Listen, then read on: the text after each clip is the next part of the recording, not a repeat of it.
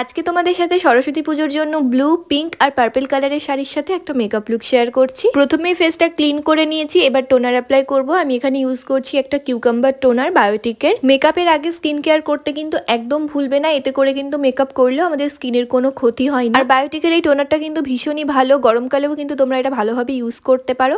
তো টোনারটা ভালো করে অ্যাবজর্ব হয়ে গেলে আমি ময়শ্চারাইজার অ্যাপ্লাই করব। আর ময়শ্চারাইজারের জন্য আমি ইউজ করছি বায়োটিকের মর্নিং নেকটার ময়শ্চারাইজার। এই ময়শ্চারাইজারটা আমি উইন্টার সামার মানে 12 মাস ইউজ করি, এতটাই আমার ফেভারিট। তোমরা যারা ইউজ করেছো অবশ্যই কিন্তু কমেন্ট করে বলো যে এই ময়শ্চারাইজারটা তোমাদের কেমন লাগে। এবার আমি অ্যাপ্লাই করব প্রাইমার। তোমরা অনেকেই আমাকে কমেন্ট করছো যে দিদি প্রাইমারের পরিবর্তে অন্য কিছু ব্যবহার করা যাবে কিনা বা প্রাইমারটাকে স্কিপ করা যাবে কিনা। প্রাইমারের পরিবর্তে তোমরা অ্যালোভেরা জেল ইউজ করতে পারো, বাট তোমাদের কাছে যদি দুটোর মধ্যে কোনোটাই না থাকে তাহলে তো কিছুই করার নেই। বাট তোমাদেরকে একটাই কথা বলবো, মেকআপের ক্ষেত্রে কিন্তু প্রাইমারটা অ্যাপ্লাই করাটা ভীষণ ভীষণ পরিমাণে দরকারি। প্রাইমারটা অ্যাপ্লাই করার পরে আমি এখানে ফাউন্ডেশন অ্যাপ্লাই করছি। আমি এখানে ইউজ করছি ফিটমির ফাউন্ডেশন, যেটা ভীষণই কমন একটা ফাউন্ডেশন। তোমাদের কাছে যেটা অ্যাভেলেবেল থাকবে তোমরা সেটাই কিন্তু অ্যাপ্লাই করতে পারো। এবার আমি অ্যাপ্লাই করছি কনসিলার, ভীষণই অল্প অ্যামাউন্টে অ্যাপ্লাই করছি। ঠিক যেখানে যেখানে আমার প্রয়োজন একটু হাইলাইট করার সেখানেই কিন্তু অ্যাপ্লাই করেছি। আর সবকিছু কিন্তু আমি ব্লেন্ড করছি একটা ভেজা বিউটি ব্লেন্ডার দিয়ে। এবার আমি অ্যাপ্লাই করছি একটা ব্লাশ। আমি এখানে ইনসাইডের ব্লাশটা ইউজ করছি, তোমরা যে কোনো ব্লাশ ইউজ করতে পারো বা পাউডার ব্লাশও কিন্তু ইউজ করতে পারো। আর এই যে ব্রাশটা আমি ইউজ করছি, এই ব্রাশটা কিন্তু মার্সের। তোমরা অনেকেই কমেন্ট করেছিলে যে এটা কোন কোম্পানির ব্রাশ, তো এটা মার্সের ব্রাশ, যার কোয়ালিটি কিন্তু দারুণ। এবার আমি অ্যাপ্লাই করে নিচ্ছি একটা মেকআপ ফিক্সার। আমি এখানে ব্লু হেভেনের মেকআপ ফিক্সার ইউজ করেছি, তোমরা যে কোনো মেকআপ ফিক্সার কিন্তু ইউজ করতে পারো।